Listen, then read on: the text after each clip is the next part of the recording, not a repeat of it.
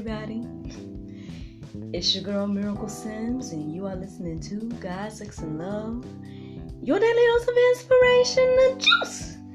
It is May the 17th, 2021, and today the topic is evangelism.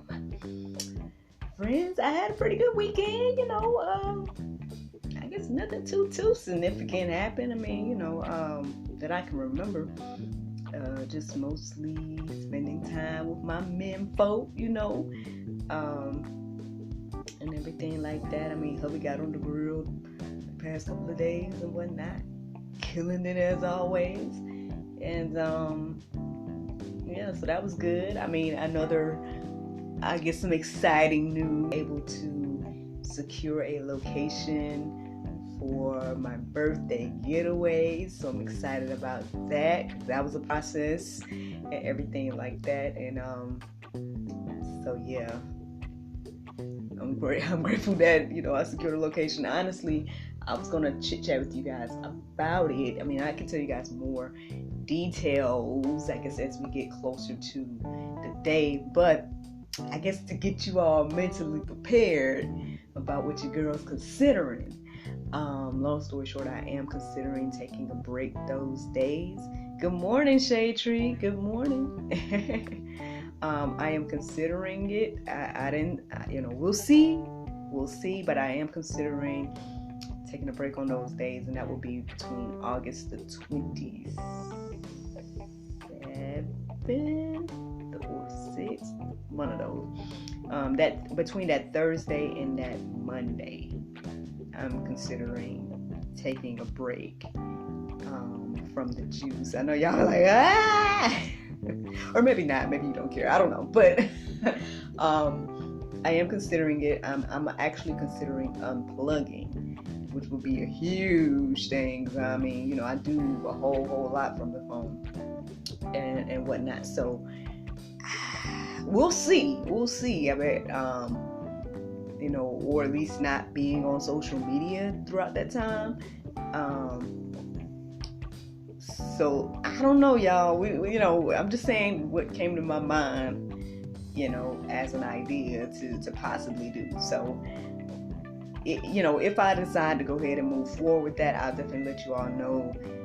So you hopefully will be continuing to juice on your own, within that time, but. Yeah, so that's just a little something, just a little heads up, months in advance. This is August, I'm talking about August, right? And right now we're only in May. So, you're going to have plenty of time with your girl between now and then, if the Lord's will. But just a heads up, that is something that I'm considering.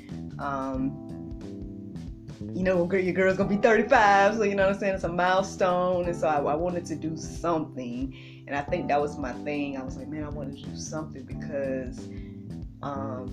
I like to celebrate my birthday and whatnot anyway, or I like to celebrate, milestones and goals and accomplishments, whatever the case is. And I know my husband's the opposite. He'd rather stay home, X, Y, and Z.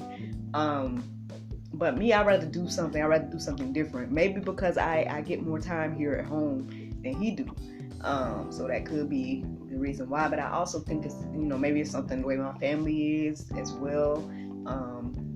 I've gotten my event planning skills and all that stuff from my mother. So, we will always be planning events throughout my life and, for other people and everything like that. And sometimes for ourselves and, very rarely, and so it's just like, with everything that I do, or at least what I was doing prior to, the pandemic or whatever the case is, I would be somewhat of like, lately my business is pretty much centered around being the entertainment for people's parties and bringing their parties to life.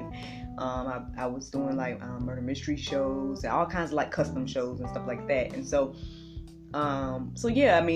pretty much a lot of the jobs that I've ever had, or at least, jobs that I've created and all that stuff is kind of centered around, people celebrating, or hey, what do people go out on the weekends for? Usually they're celebrating something, X, Y, and Z. So I'm always celebrating other people or helping other people celebrate. So so when it comes to my time, I just like to I want my moments too, I want to be celebrated and and whatnot. So yeah, so I get different people celebrate in different ways, and so some people celebrate in a way where they like, just chill, don't do nothing. Some people go all out, and I think I'm in between, right? I'm in between. But hopefully, there'll be some surprises that week. I know we got my, some friends and my sister and whatnot. We'll see if my husband come up with some ideas, but I don't know. We'll see. Hopefully, somebody help him out.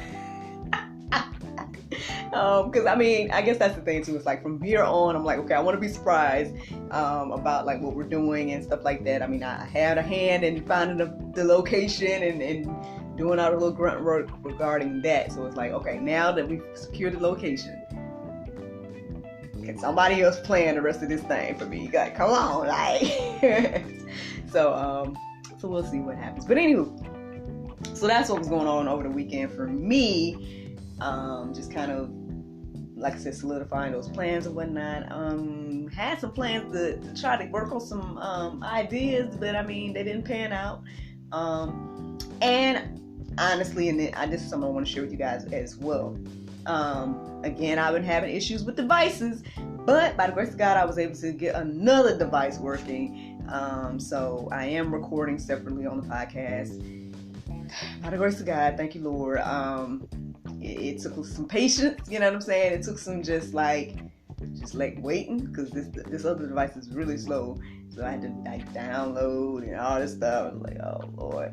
But I was like, okay, as long as I'm before 6 starting to record, I should be good. But if it gets to the point where it's like 5:55 or something like that, then I'm just gonna move forward with the plan B, which would be to just take the audio from this live and make that podcast.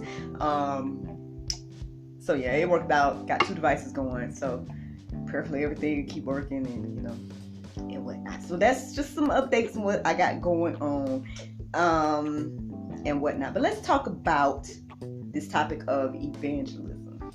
So, I did my full routine. So, yeah, I came and did my full routine, y'all.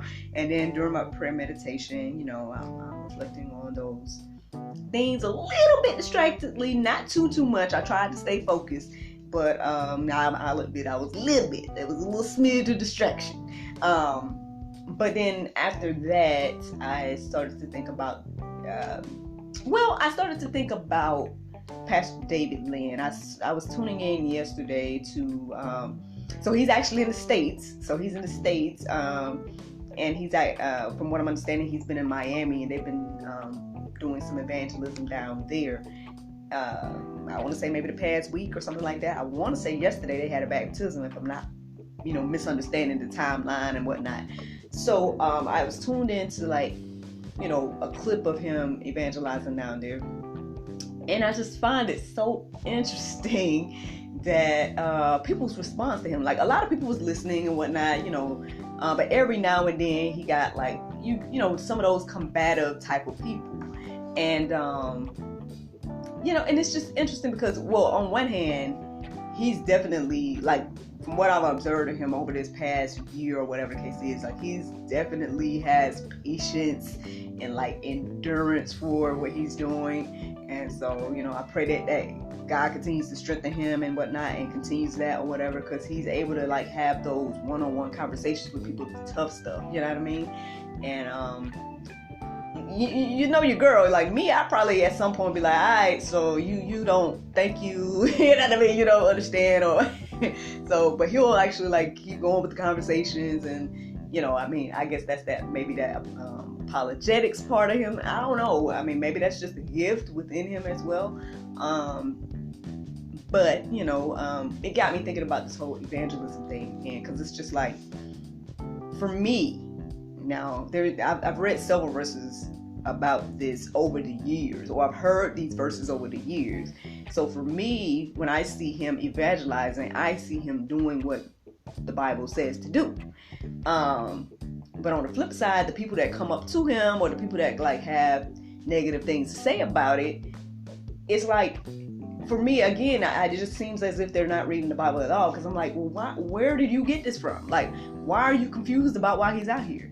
It literally tells us to do this. You know what I mean? Like, and it's like, So there's no reason to be confused. Like there's, I mean, this is what he's doing. The word tells us all to do this, and you know, you don't have to believe it. You know, you don't have to even listen, right? You can just, as he say, walk on by, like you don't, you know.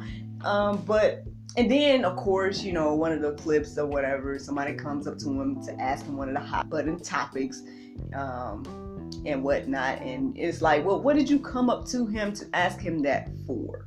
Like, okay, so you're trying to get something started, but at the end of the day, like again, with him being the way he is, he's just asking them the questions as well, or asking them questions to get an understanding of whatever the case is and where they're coming from. And so it's interesting to observe. So if you all have not observed Pastor David Lynn of Christ Forgiveness Ministries, I hope that you guys go and Google. He's definitely on YouTube. Christ Forgiveness Ministries on YouTube. There's so much footage of him in all kinds of different places. I'm glad he's in the States. You know, I would love to see CFM Atlanta somewhere or whatnot, and if so, then you know, I probably would want to be a part of that. Because not to say that the ministry that I've been kind of, I don't want to say in and out of, but the ministry that I've kind of gone to their church, I want to say, over the past few years, I mean, they're good. I mean, I like the diversity and whatnot of the congregation and everything, but I just feel like the things that Christ Forgiveness, Harvest Ministries, and Marcus Rogers Ministries, like those three ministries that I follow online, I just feel like it's just so relevant for today, and so like they're talking about like some of the real stuff that's going on like right now, and then they also talk about like end time things and whatnot, and I just feel like sometimes people or some ministries tend to shy away from those conversations and don't tackle them. And for me, I just feel like, you know, I'm not sitting here acting like I'm just, you know, spiritually, you know, I don't know where I am spiritually, right? But I do feel as if like I've been like, before I found those ministries, I was like feeling as if I was looking for me, right? And did a lot of the places tend to kind of stay on the milk, if that makes any sense, between like how the Bible describes it and stuff. So that's why I lean towards those ministries, and that's why I kind of like, you know, if any of them started some type of thing near me, then I probably would try to attend that ministry or whatever, because it just, like I said, I just feel like I can grow there, you know, versus being at a place where it's like, okay, well, we doing the same things, we're not growing, we're not doing it, you know, we're not evangelizing, we're not doing nothing. Like, what are we doing? Stagnant. But anyway, so let's get into this whole conversation of evangelism. All right, so Mark 16:15 says, and he said to them, go into all the world and proclaim the gospel to the whole creation. I mean, that's pretty self-explanatory to me. Shade Tree, I don't know what you gather by hearing that, but for me, I'm like, that's pretty self-explanatory, and that for me, that's like one of the main things that cross my mind, like when I see the people be combative, or when I see the people being like, why are you out here talking about your Jesus or whatever. It's like all the little stuff that people say. It's like, I mean, what we supposed to be like? I mean, like, if you read the Bible at all, I mean, you know this. So why, you know, people get mad though, right? People get mad, and then you have to ask that question of why. Why are you mad? If you don't believe, right? If it don't mean nothing, then why are you mad? Why are you upset? Why are you trying to shut me down for talking about Jesus? Like, you don't see no like significance in that? Like, and now people can correct me if I'm wrong, but my observation is that I have not seen people go as hard against any other religion, not the way they do Christianity. And that's something to think about, because I'm just like, you know, hey, at the end of the day, you know, they say that people don't steal from empty houses, and they say that, you know, and stuff like that. And it's like, you know, we should think about those things, because it's like, okay, why don't people go against just any other religion. I don't want to even call any other religion out right now. It's just, you don't see it, right? You don't see people combating. You don't see people, getting in those people's faces, being like, well, you believe X, Y, and Z, and you don't need to talk about X, Y, and Z. Like, you don't see that. But you see that all day for Christians. And it's like, why? I don't know. Just a good question to let marinate on your hearts, souls, and minds this morning. Now, Matthew 8:19 and 20. I wasn't going to read the whole thing, but I'm thinking I will.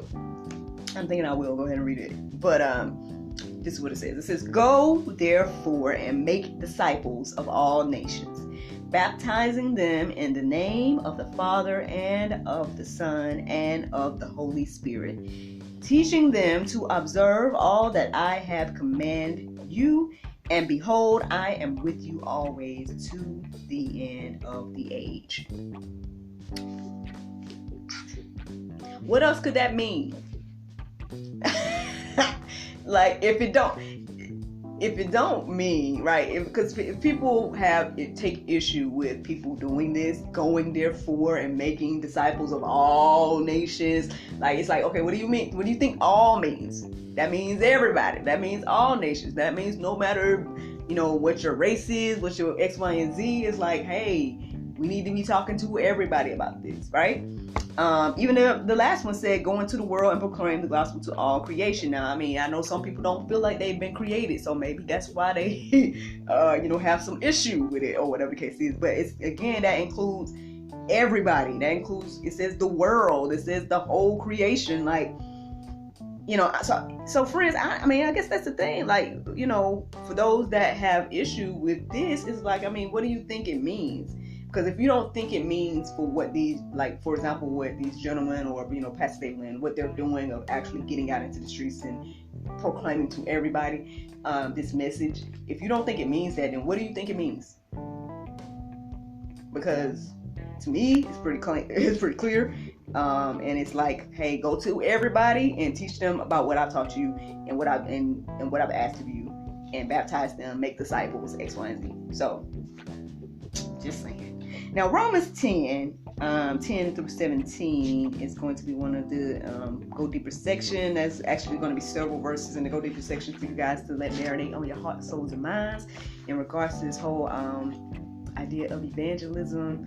Hopefully it will be something that will inspire you, and things that you guys can just let, reflect or whatnot on. But yeah, you guys can take a look at that in the Go Deeper section, But let's go to Matthew 9:37 and 38. It says, "Then he said to his disciples, the harvest is plentiful, but the laborers are few. Therefore pray earnestly to the Lord to the Lord of the harvest to send out laborers into his harvest." I mean, hey, that's what it say, y'all. The laborers are few, and we can kind of see that. Like I said, okay, so I told you guys that Pastor David, he's based in Canada, and I'm not saying that there's not people here that are doing what he's doing, but I'm not seeing much. You know what I'm saying? So for him to have, how can I say? Because, okay, Marcus Rogers did like a U.S. tour last year. In the midst of the pandemic, he still was going out and doing, I guess you maybe consider a revival. You can see, like, going to different cities and sharing the gospel.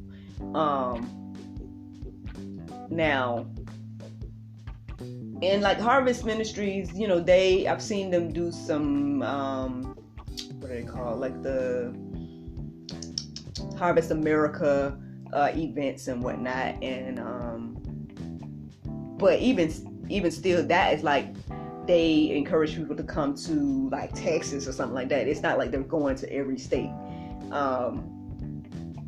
So again, that's why I say with this whole thing, what CFM is doing, or Christ Forgiveness Ministries, and Pastor David Lynn, and what they're doing is on another level when it comes to, like, I know Marcus Rogers was doing it too, but they're going to the street. Like, CFM is going to the street.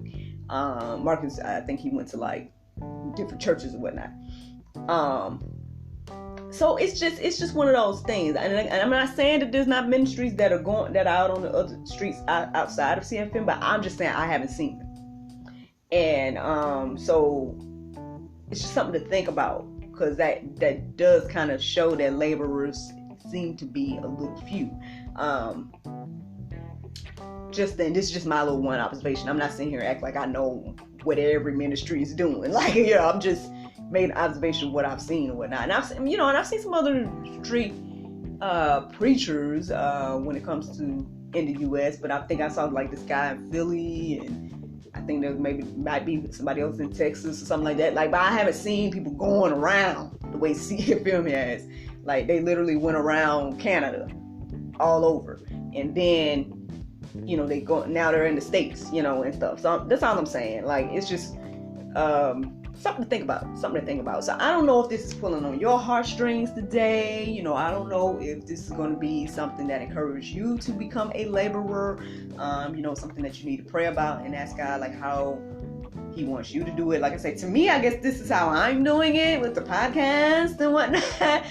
But even so, I'm still thinking about going deeper. I'm thinking about, like, what else I could do to use my gifts, that God has given me and whatnot.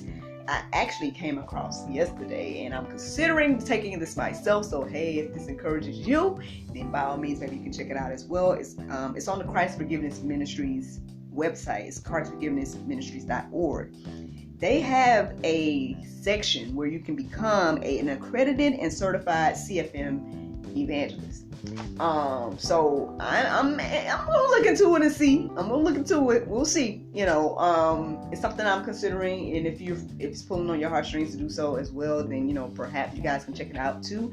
I know my mother's an evangelist and stuff like that, so perhaps this is why I'm not shy or afraid of this type of opportunity.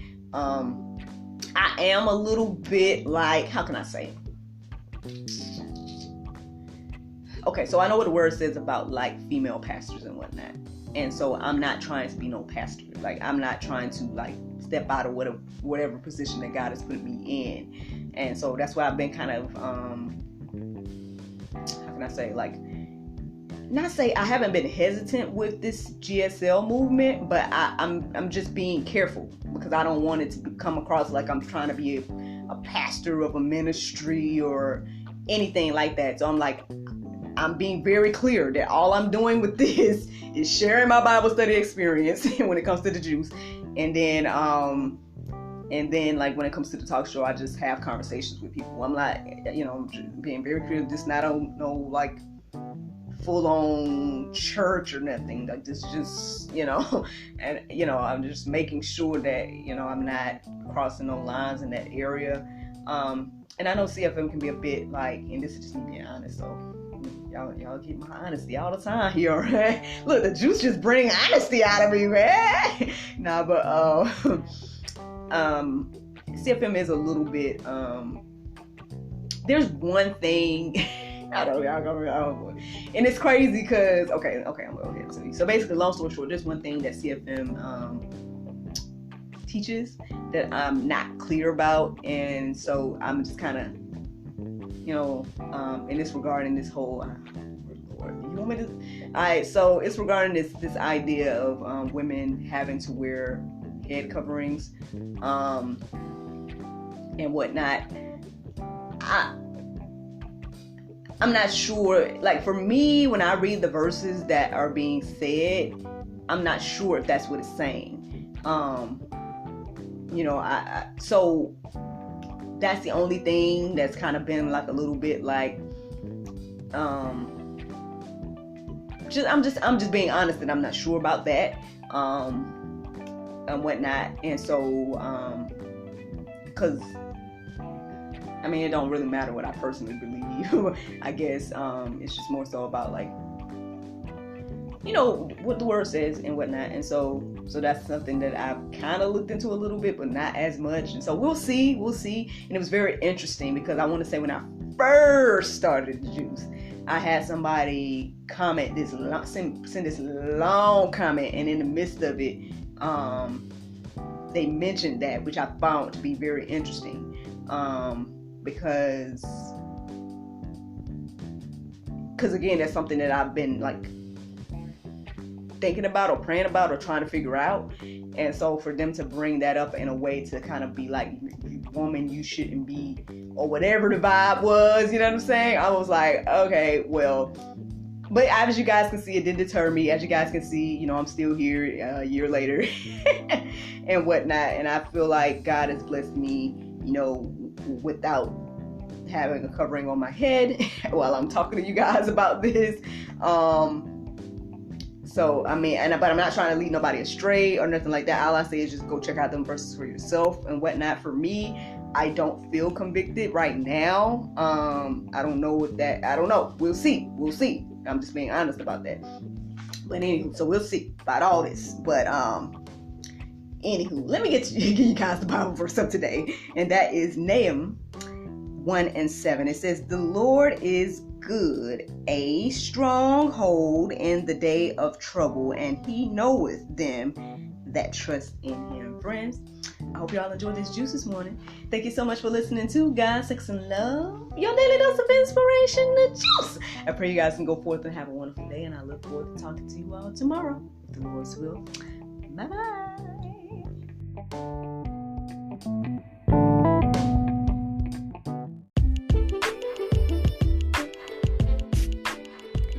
This podcast has been brought to you in part by Inspirational Therapy Session Incorporated, inspiring teens since 2002.